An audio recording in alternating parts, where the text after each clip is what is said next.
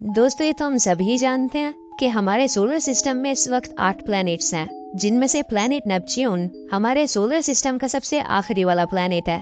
अब बहुत से लोग ये भी सोच सकते हैं कि प्लैनेट नेपच्यून सबसे आखिरी है, तो इसीलिए शायद ये सबसे ठंडा प्लैनेट होगा। लेकिन दोस्तों, ऐसा बिल्कुल भी नहीं है। प्लैनेट नेपच्यून से ज्यादा ठंडा प्लैनेट यूरेनस है, जो कि हमारे सोलर सिस्टम का 7वां प्लैनेट है। और दोस्तों, जैसे कि मैंने अपनी यूरेनस वाली वीडियो में बताया था कि यूरेनस पर हीरों की बारिश भी होती है, तो ठीक ऐसे ही नेपच्यून पर भी हीरों की बारिश होती है। और नेपच्यून के भी कुछ राज इतने ज्यादा भयानक हैं, जिनको सुनने के बाद कोई भी इंसान डर जाए। तो जी हाँ दोस्तों, आज की ये वीडियो प्लैनेट नेपच्यून को स्टडी करके बनाई गई है। इस वीडियो के अंदर हम नेपच्यून के बारे में ज्यादा से ज्यादा जानने की कोशिश करेंगे और साथ ही साथ नेपच्यून के कुछ अमेजिंग फैक्ट्स को भी डिस्कस करेंगे। तो वीडियो बहुत ज्यादा इंटरेस्टिंग होगा, इसीलिए इसको एंड तक देखते रहना। तो दोस्तों, ये उस वक्त की बात है जिस वक्त हमारे सोलर सिस्टम में सिर्फ 7 प्लैनेट्स हुआ करते थे, यानी कि यूरेनस हमारे सोलर सिस्टम का सबसे आखिरी प्लैनेट था। तो उस वक्त साइंटिस्ट ने एक बहुत ही अजीब बात नोटिस की। उन्होंने ये देखा कि हमारे सोलर सिस्टम का सबसे आखिरी प्लैनेट यानी प्लैनेट यूरेनस एक खास जगह पर आकर अपनी मूवमेंट के अंदर थोड़ी गड़बड़ कर रहा है। तो ये देखकर साइंटिस्ट और एस्ट्रोनॉमर्स बहुत ज्यादा परेशान हो गए, क्योंकि हमारे सोलर सिस्टम के सभी प्लैनेट्स न्यूटन के बनाए हुए ग्रेविटी के लॉ पर काम कर रहे हैं। लेकिन दोस्तों, यूरेनस अकेला ऐसा प्लैनेट था जो कि न्यूटन के बनाए हुए ग्रेविटी के लॉज को फॉलो नहीं कर रहा था। वो एक खास जगह पर आकर अपनी मूवमेंट को बदल रहा था। तो ये सब देखने के बाद कुछ साइंटिस्ट ने ये भी कहना शुरू कर दिया कि शायद न्यूटन के लॉज ही गलत हैं। यूरेनस की इन अजीबोगरीब हरकतों ने पूरी साइंटिफिक कम्युनिटी की तवज्जो अपनी तरफ खींच ली और फिर दुनिया भर के साइंटिस्ट ने यूरेनस को स्टडी करना शुरू कर दिया। और उनमें से एक साइंटिस्ट उर्बेन ले वेरियर भी थे, जो कि यूरेनस को दिन रात स्टडी कर रहे थे। वो ये बात समझ चुके थे कि न्यूटन के बनाए हुए ग्रेविटी के लॉज में कोई भी गलती नहीं है। तो फिर यूरेनस की इस अजीबोगरीब हरकत के पीछे जरूर कोई न कोई राज छुपा है। तो उसी राज का पता लगाने के लिए उन्होंने यूरेनस को दिन रात स्टडी करना शुरू कर दिया। उन्हें शक था कि जिस जगह पर यूरेनस अपनी मूवमेंट को बदलता है, उस जगह पर जरूर कोई ना कोई प्लेनेट या फिर कोई बड़ा स्टार मौजूद है, जिसकी ग्रेविटी से यूरेनस इधर उधर हो रहा है। तो इसी सब के चलते उर्बेन एक रात एक बहुत ही गहरी सोच में चले जाते हैं। वो अपने हाथ में एक पेपर और पेन पकड़ लेते हैं और फिर कुछ मैथमेटिकल कैलकुलेशन करने के लिए बैठ जाते हैं। जब बहुत सारा टाइम गुजरने के बाद उनकी ये कैलकुलेशन खत्म होती है, तो वो यूरेनस के पास एक छोटा सा पॉइंट बना देते हैं और बोलते हैं कि इस पॉइंट पर जरूर कोई बड़ा प्लेनेट छुपा हुआ है, जिसका साइज भी यूरेनस जितना है। और फिर जब उन्होंने अपनी ये कैलकुलेशन साइंटिफिक कम्युनिटी के सामने रखी, तो पहले तो उनका अच्छा खासा मजाक बनाया गया, क्योंकि यूरेनस के इर्द गिर्द उस वक्त कोई भी प्लेनेट मौजूद नहीं था। लेकिन जब उनकी कैलकुलेशन को ऑब्जर्व किया गया, तो ठीक उसी पॉइंट पर जहां उर्बेन ने बताया था, वहां एक बहुत ही बड़ा नीला प्लेनेट देखा गया।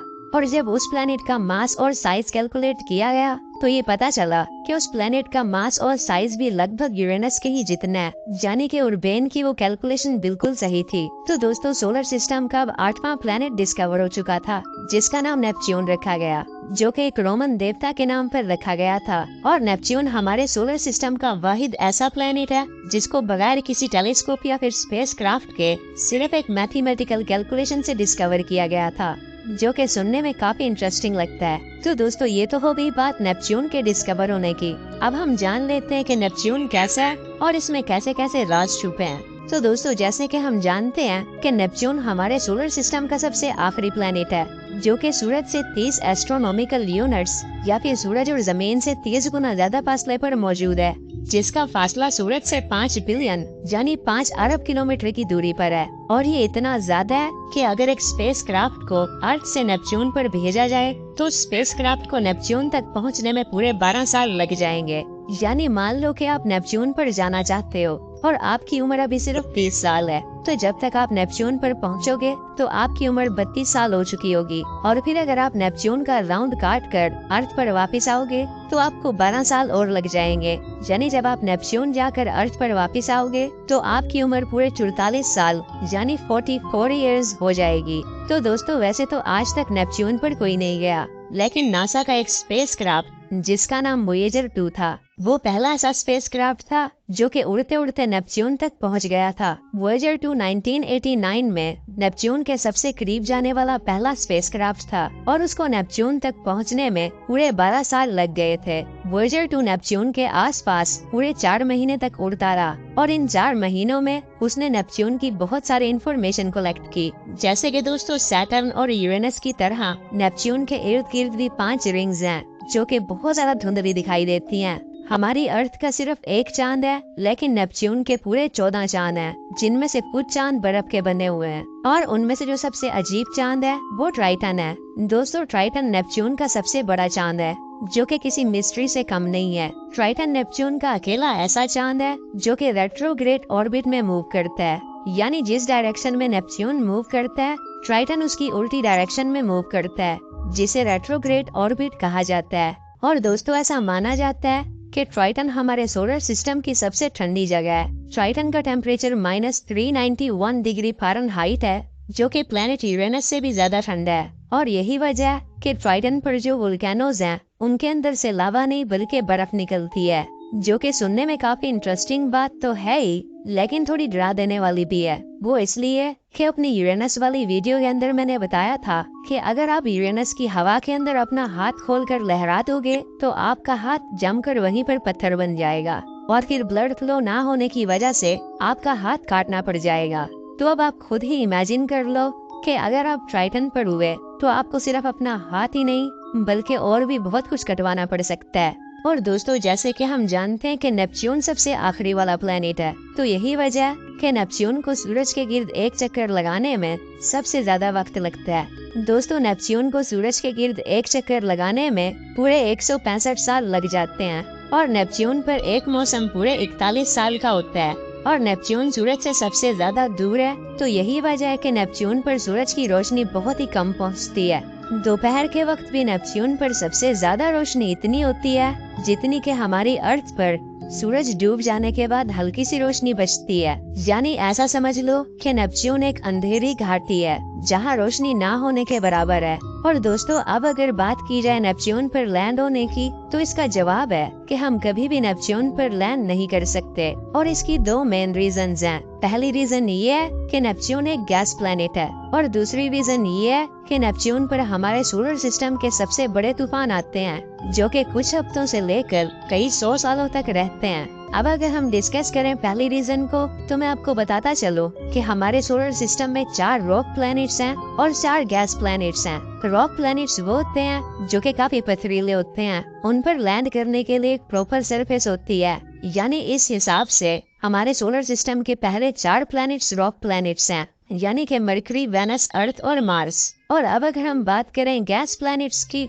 तो दोस्तों गैस प्लैनेट्स पर लैंड करने के लिए कोई भी प्रॉपर सरफेस नहीं होती। ये प्लैनेट्स या तो खतरनाक गैसेस से बने होते हैं या फिर बर्फ और पानी से बने होते हैं। और हमारे सोलर सिस्टम के आखिरी 4 प्लैनेट्स गैस प्लैनेट्स हैं, यानी जुपिटर, सैटर्न, यूरेनस और नेपच्यून।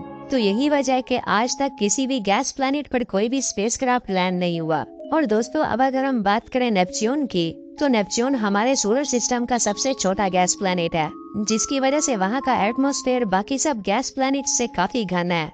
दोस्तों नेपच्यून पर लैंड करने के लिए कोई भी प्रॉपर सरफेस नहीं है, क्योंकि नेपच्यून की सरफेस पानी और बर्फ से बनी हुई है जो कि 17,500 किलोमीटर गहरी हो सकती है, जिसका कंपैरिजन अगर हम पैसिफिक ओशन से करें तो पैसिफिक ओशन भी 11,000 किलोमीटर गहरा है। यानी कि नेपच्यून के ओशंस की गहराई भी दुनिया के सबसे गहरे ओशन से भी हजारों किलोमीटर ज्यादा है, जिसको शायद इमेजिन कर पाना भी मुश्किल है। और हम जितनी गहराई में जाते जाएंगे टेम्परेचर उतना ही ज्यादा इंक्रीज होता जाएगा।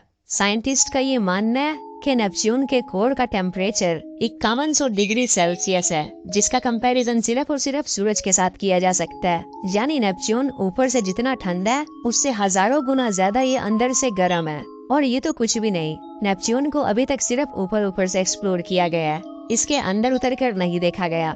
ना जाने इसके अंदर और भी कितने भयानक राज होंगे। तो दोस्तों अभी तक मैं सिर्फ एक पॉइंट को ही एक्सप्लेन कर रहा था, अब चलते हैं दूसरे पॉइंट की तरफ। दोस्तों दूसरा पॉइंट ये था कि नेपच्यून पर हमारे सोलर सिस्टम के सबसे बड़े तूफान आते हैं, जिनकी स्पीड 2000 किलोमीटर पर आवर से भी ज्यादा है, जो कि अर्थ पर रिकॉर्ड की गई अब तक के सबसे बड़े तूफान की स्पीड से भी 5 गुना ज्यादा स्पीड है। और नेपच्यून पर ये तूफान हर वक्त चलते रहते हैं। और दोस्तों, जैसे कि जुपिटर पर एक ग्रेट रेड स्पॉट है, वैसे ही नेपच्यून पर भी एक स्पॉट है जिसका नाम द ग्रेट डार्क स्पॉट है। साइंटिस्ट का ये मानना है कि the great dark spot Neptune पर चलने वाले सबसे बड़े तूफान है, जिनकी स्पीड अब तक रिकॉर्ड होने वाले सब तूफानों की स्पीड से ज्यादा है। और दोस्तों, ये स्पॉट कोई छोटा मोटा स्पॉट नहीं है, बल्कि ये इतना बड़ा है कि इसके अंदर हमारी पूरी अर्थ फिट आ सकती है। और दोस्तों, इसी के साथ हमारा दूसरा पॉइंट भी क्लियर होता है। फर्स्ट पॉइंट ये था कि नेपच्यून एक गैस प्लेनेट है, और सेकंड पॉइंट ये था कि नेपच्यून पर हमारे सोलर सिस्टम के सबसे बड़े तूफान आते हैं। यही दो मेन रीजंस हैं जिनकी वजह से नेपच्यून पर कभी भी लैंड नहीं किया जा सकता। और दोस्तों, अब बात कर लेते हैं नेपच्यून के साइज की। दोस्तों, नेपच्यून का साइज लगभग यूरेनस के ही जितना है, लेकिन बस यूरेनस से थोड़ा छोटा है, जिसकी वजह से नेपच्यून हमारे सोलर सिस्टम का चौथा सबसे बड़ा प्लेनेट है। यूरेनस की तरह नेपच्यून की चौड़ाई भी हमारी अर्थ से 4 गुना ज्यादा है। और दोस्तों, नेपच्यून के अंदर भी हमारी अर्थ जितने 50 से ज्यादा प्लैनेट्स फिट आ सकते हैं। और दोस्तों, अगर आपका वजन 45 किलो है तो नेपच्यून पर आपका वजन 50 किलो होगा। यानी नेपच्यून पहला ऐसा गैस प्लैनेट है जिसका ग्रेविटेशनल पुल अर्थ से बहुत ज्यादा सिमिलर है। और दोस्तों, जैसे कि अर्थ पर एक दिन 24 घंटे का होता है, तो वहीं अगर हम बात करें नेपच्यून की, तो नेपच्यून पर एक दिन सिर्फ 16 घंटे का है। यानी कि नेपच्यून की रोटेशन अर्थ से काफी ज्यादा फास्ट है। और दोस्तों, अब अगर बात की जाए नेपच्यून के कलर की, तो नेपच्यून का कलर ब्लू है। तो अब आप जरूर ये सोच रहे होंगे कि नेपच्यून का ये ब्लू कलर या तो उसके ठंडा होने की वजह से है या फिर वहाँ पर मौजूद पानी की वजह से है। लेकिन दोस्तों, ऐसा बिल्कुल भी नहीं है। नेपच्यून का ये blue colour actually methane gas की वजह से है। नेपच्यून पर मीथेन गैस बहुत ही ज्यादा है, जो कि सूरज से आने वाली लाल रोशनी को अब्सॉर्ब कर लेती है और फिर नीली रोशनी को रिफ्लेक्ट करती है। यही वजह है कि नेपच्यून ब्लू कलर का नजर आता है। और नेपच्यून को द ब्लू प्लेनेट यानी नीला सैयारा या फिर नीला ग्रह भी कहा जाता है। और दोस्तों, जैसे कि यूरेनस पर हीरों की बारिश होती है, ठीक वैसे ही नेपच्यून पर भी हीरों की बारिश होती है, क्योंकि नेपच्यून के अंदर भी हाई प्रेशर पाया जाता है। और जैसे कि मैंने वीडियो के शुरू में बताया था कि इस नीले प्लेनेट को उर्बेन ले वेरियर ने मैथ्स के फार्मूलाज की वजह से ढूंढा था। लेकिन यहाँ कहानी में ट्विस्ट ये है कि उर्बेन पहले इंसान नहीं थे जिन्होंने नेपच्यून को डिस्कवर किया। उर्बेन से भी पहले एक इंसान ने नेपच्यून को देख लिया था, और वो इंसान और कोई नहीं बल्कि टेलीस्कोप के इन्वेंटर और एक बहुत ही मशहूर एस्ट्रोनॉमर गैलीलियो थे। गैलीलियो ने 1613 में ही नेपच्यून को देख लिया था, लेकिन उन्हें लगा शायद ये कोई स्टार है, क्योंकि नेपच्यून अर्थ से बहुत ज्यादा दूर था और उस टाइम पर कोई खास टेक्नोलॉजी भी नहीं थी। तो गैलीलियो ने अपनी बहुत सारी ड्राइंग्स में नेपच्यून को ड्रॉ किया था, लेकिन एक स्टार के तौर पर। तो दोस्तों, ये थी डॉक्यूमेंट्री द ब्लू प्लेनेट के, यानी कि प्लेनेट नेपच्यून की। आज तक सिर्फ एक स्पेसक्राफ्ट ही नेपच्यून के करीब गया है, यानी कि नेपच्यून को अभी तक सही से स्टडी नहीं किया जा सका। हो सकता है इस ब्लू प्लेनेट के अंदर अभी भी बहुत से राज छुपे हों जो कि डिस्कवर होने का इंतजार कर रहे हों। तो बस इसी के साथ साथ आज का हमारा ये वीडियो खत्म होता है। ये वीडियो बहुत ज्यादा रिसर्च और मेहनत के बाद बनाया गया है, तो इसीलिए इसको एक लाइक जरूर करना।